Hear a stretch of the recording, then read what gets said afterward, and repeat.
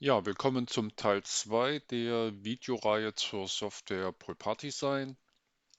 Heute beschäftigen wir uns mit der Komponente Schnappverbindungen. Und es geht auch schon los. Sie haben zwei Möglichkeiten, um ein neues Projekt zu erstellen. Einmal über die Projektverwaltung und diesen Schalter, beziehungsweise über das Menü und diesen Menüpunkt. Wenn Sie ein neues Projekt erstellen, öffnet sich ein Wizard und Sie werden durch die einzelnen Eingaben geführt.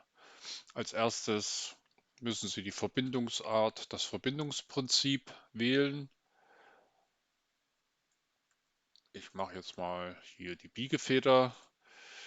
Dann müssen Sie das Rastelement wählen. Wir haben also hier 4 unterschiedliche Rastelemente. Ich wähle jetzt die Trapezraste. Dann müssen Sie etwas zur Werkstoffkombination sagen. Kunststoff, Metall, gleiche Kunststoffe, unterschiedliche Kunststoffe.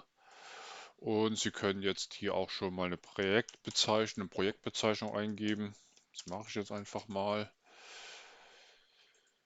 Und das war es auch zunächst. Sie sehen nun das Projektfenster mit Ihren bisherigen Eingaben.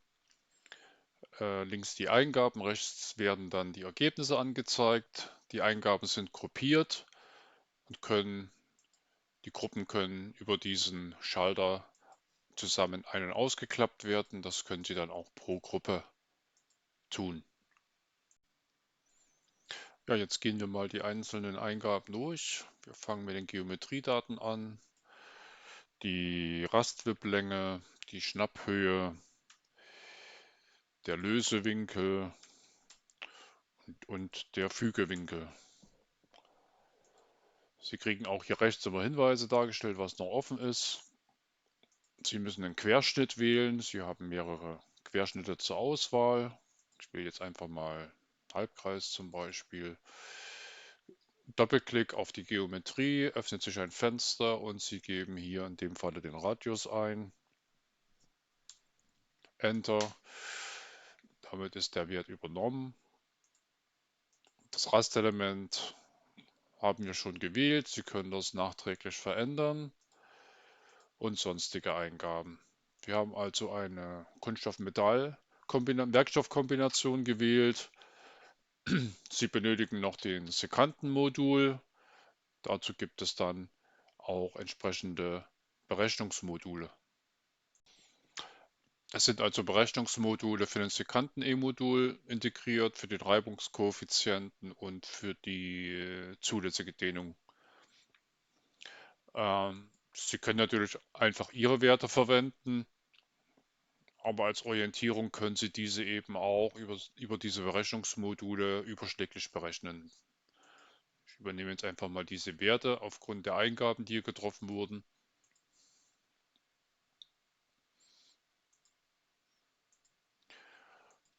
Und dann müssen Sie hier noch die Anzahl der gleichzeitigen Federelemente eingeben.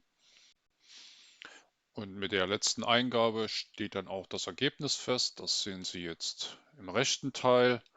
Und Sie können jetzt unterschiedlichste Parameter verändern. Und das Ergebnis wird sofort aktualisiert. Ich mache das jetzt mal zum Beispiel für den E-Modul.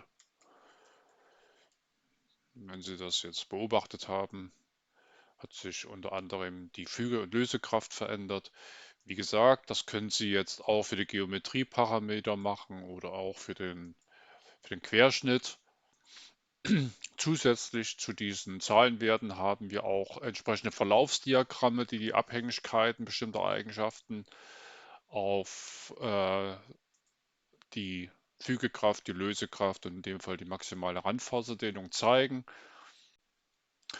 Ja, Sie können nun den Wertebereich oder Anzeigebereich der X-Achse festlegen mit Hilfe dieser Schiebeschalter.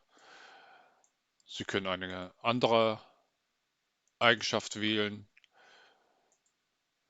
Sie können angeben, welche Verlaufsdiagramme Sie anzeigen möchten, indem Sie diese Checkboxen äh, markieren.